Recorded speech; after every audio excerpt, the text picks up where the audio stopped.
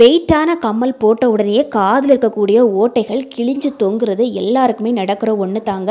அதுவும் நம்ம சின்ன வயசில் இந்த பெரிய பெரிய கம்மலெல்லாம் ரொம்ப விரும்பி போட ஆரம்பிச்சிடுவோம். அந்த டைமில் இந்த கம்மலெல்லாம் போட்டதுக்கப்புறம் கொஞ்ச நாள் கழித்து பார்க்கும்போது காதுகளே அப்படி ரொம்ப கிழிஞ்சு தொங்கி போயிருக்கும். நம்ம சின்ன கம்மல் போடலாம் அப்படின்னு போட்டால் கூட நம்ம ஒரு சைடு போடக்கூடிய கம்மல் அடுத்த சைடாக வெளியே வந்துடும். அந்த அளவுக்கு காதே ரொம்ப தொங்கி போயிடும். இந்த மாதிரி உங்களுக்கு காதுகள் ரொம்ப தொங்கி போயிருந்துச்சு அப்படின்னா கண்டிப்பாக இதை ட்ரை பண்ணி பாருங்கள். ரொம்ப சூப்பராக வேலை செய்யும். தொங்கி போன காதை கூட சட்டுன்னு ஒரே நாளில் சரி பண்ணி எடுத்துக்கலாம்.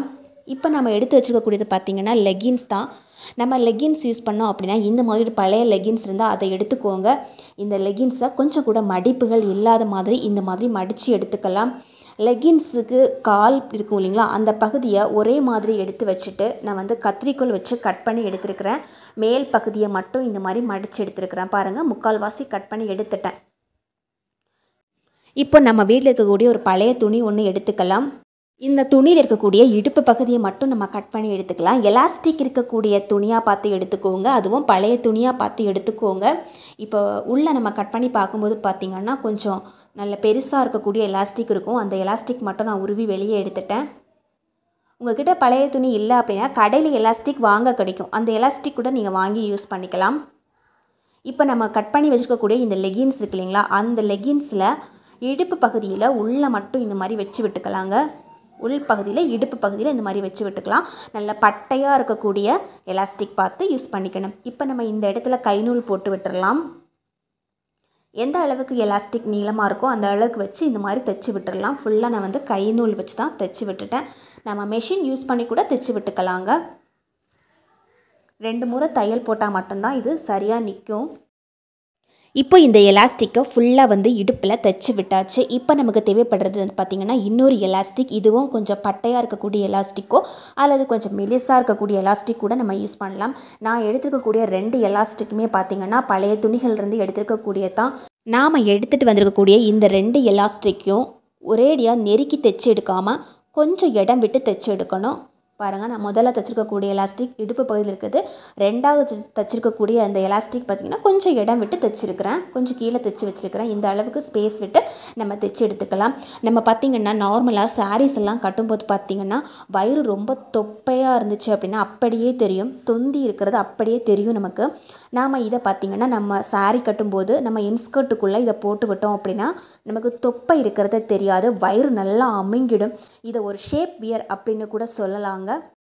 நாமளே தைச்சி யூஸ் பண்ணக்கூடிய ஒரு ஷேப் வியர், அவ்வளோதான். நல்லா ஸ்ட்ராங்காக தையல் போட்டு யூஸ் பண்ணோம் அப்படின்னா நம்ம சுடிதார் போடும்போது இல்லை சாரீஸ் கட்டும்போது கூட எடுத்து யூஸ் பண்ணிக்கலாம். நம்ம சாரீஸ் கட்டும்போது இன்ஸ்கர்ட்டுக்கு உள்ளே இதை போட்டு விடணும். நம்ம போட்டிருக்கிறது வெளியே தெரியாத, அதே சமயத்தில் வயிறு நல்லா அமுங்கி இருக்கும். இப்போ நான் பார்த்திங்கன்னா நல்லா கனமான ஒரு கம்மல் எடுத்து வச்சுருக்கிறேன். இந்த மாதிரி கம்மல் பார்க்கும்போது எல்லாருக்குமே போடணும் அப்படிங்கிற ஆசை இருக்கும். ஆனால் நிறைய பேருக்கு பார்த்திங்கன்னா இந்த கனமான கம்மலை போடும்போது காதே ரொம்ப தொங்கி போயிடும். ஏற்கனவே காது தொங்கி இருந்தாலும் இந்த அளவுக்கு வெயிட்டான கம்மலை நம்ம போட முடியாது. ஒரு சின்ன டிஷ்யூ பேப்பர் ஒன்று நான் கத்திரிக்கோல் வச்சு கட் பண்ணி எடுத்துருக்கிறேன். சின்ன பீஸாக இந்த மாதிரி கட் பண்ணி எடுத்துக்கலாம். நம்ம ஏன் டிஷ்யூ பேப்பர் கட் பண்ணி எடுத்துருக்கிறோம் அப்படின்னா டிஷ்யூ பேப்பர் கொஞ்சம் கூட வெயிட்டே இருக்காது. அதனால தான் நம்ம டிஷ்யூ பேப்பரே கட் பண்ணி எடுத்துருக்கிறோம். டிஷ்யூ பேப்பரை இந்த மாதிரி மடித்து சின்ன சைஸில் மடிச்சுட்டு எடுத்துகிட்டு வந்துடுங்க. அதோட நடுப்பகுதியில் இந்த மாதிரி ஒரு ஓட்டை போட்டு விட்டுக்கலாம். ஒரு சேஃப்டி பின் வச்சு நடுப்பகுதியில் ஓட்டை போட்டு விட்டுருக்கிறேன். இப்போ நம்ம வெயிட்டாக இருக்கக்கூடிய இந்த கம்மலை அந்த இடத்துல இந்த மாதிரி விட்டுக்கலாம். நம்ம கத்திரிக்கோல் வச்சு சுற்றி இருக்கக்கூடிய அந்த பகுதிகளை கட் பண்ணி எடுத்துடலாம். கொஞ்சம் கூட நம்ம வச்சுருக்கக்கூடிய அந்த டிஷ்யூ பேப்பர் வெளியே தெரியாதபடி இருக்கணும். அவ்வளோதான். நம்ம கம்மல் இருக்கக்கூடிய பட்டனுக்கு தகுந்த மாதிரி கட் பண்ணி எடுத்துருக்குறோம். இப்போ இந்த அளவுக்கு கட் பண்ணி எடுத்ததுக்கப்புறமா பின்னாடி இருக்கக்கூடிய திருகாணியை நம்ம போட்டு விட்டுக்கலாங்க. நம்ம நார்மலாக கனமான கம்மல், அதாவது வெயிட்டான கம்மலை நம்ம காதில் மாட்டும்போது காது ரொம்ப தொங்கி போகிற மாதிரி இருக்கும். இப்போ நார்மலாக நம்ம கம்மல் போட்டோம்னா இந்த அளவுக்கு தொங்கி போயிருக்குது அப்படின்னா நாம் இந்த டிஷ்யூ பேப்பர் யூஸ் பண்ணோம் அப்படின்னா இந்த கம்மலை நார்மலாக காதில் போட்டால் கூட தொங்குறது நமக்கு தெரியாது. அவ்வளோதான்.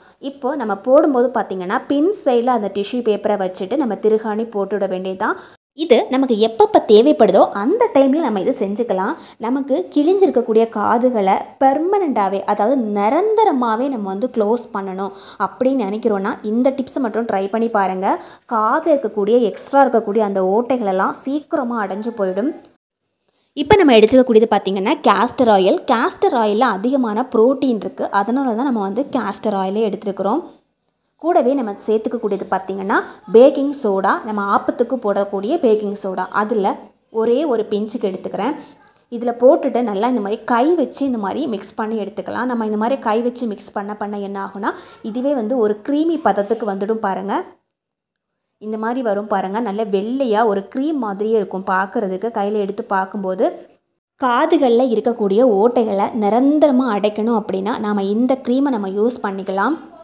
இப்போ பார்த்திங்கன்னா இது எப்படி யூஸ் பண்ணுறது அப்படின்னு பார்க்கலாம். நம்ம காதில் கம்மல் போடக்கூடாது. இரவு நேரங்களில் இந்த க்ரீம் எடுத்து நம்ம அப்ளை பண்ணி விட்டுறணும். நம்ம செஞ்சுருக்கக்கூடிய இந்த க்ரீமில் அதிகப்படியான ப்ரோட்டீன் சத்து இருக்கிறதால காதில் இருக்கக்கூடிய ஓட்டைகள் சீக்கிரமாக அடைஞ்சிடுங்க. அடுத்ததான் நமக்கு தேவைப்படுறது ஃபெவிகால் தான். கடையிலேருந்து ஃபெவிகால் வாங்கணும் அப்படின்னா விலை ரொம்ப கம்மி தான். இதில் கொஞ்சம் தான் நமக்கு தேவைப்படும். ஒரு 1/4 ஸ்பூன் அல்லது 1/2 ஸ்பூன் அந்த அளவுக்கு நம்ம யூஸ் பண்ணால் போதும். இப்போது ஃபெவிகாலை இதில் கொஞ்சமாக எடுத்து பவுலில் போட்டிருக்கிறேன். இந்த ஃபெவிகால் கூட நம்ம கொஞ்சமாக பேக்கிங் சோடா சேர்த்துக்கலாம். நாம் ஆப்பத்துக்கு போடக்கூடிய பேக்கிங் சோடா 1 பிஞ்ச் அல்லது 2 பிஞ்ச் அளவுக்கு சேர்த்துக்கலாங்க. நான் இன்றைக்கி 2 பிஞ்ச் அளவுக்கு சேர்த்துருக்கிறேன். இப்போ இந்த பேக்கிங் சோடா சேர்த்துக்கு அப்புறமா நம்ம முக்கியமான இன்னொரு பொருள் சேர்த்துக்கணும். அது என்னென்னா கோதுமை மாவு தான். கோதுமை மாவு அல்லது மைதா மாவு அல்லது கார்ன்ஃப்ளவர் இதில் 3த்தில் எது வேணால் சேர்த்துக்கலாம். நான் இன்றைக்கி கோதுமை மாவு தான் எடுத்துருக்கிறேன். நிறைய மாவு சேர்க்கக்கூடாது. ஒரு 1/4 ஸ்பூனுக்கு குறைவாக தான் நம்ம மாவு சேர்த்துக்கணும். எவ்வளவு கம்மு சேர்த்துருக்குறோம் அதுக்கு தகுந்த மாதிரி தான் நம்ம வந்து மாவே சேர்த்துக்கணும். இப்போ எல்லாத்தையும் இந்த மாதிரி நல்லா மிக்ஸ் பண்ணி எடுத்துக்கலாம்.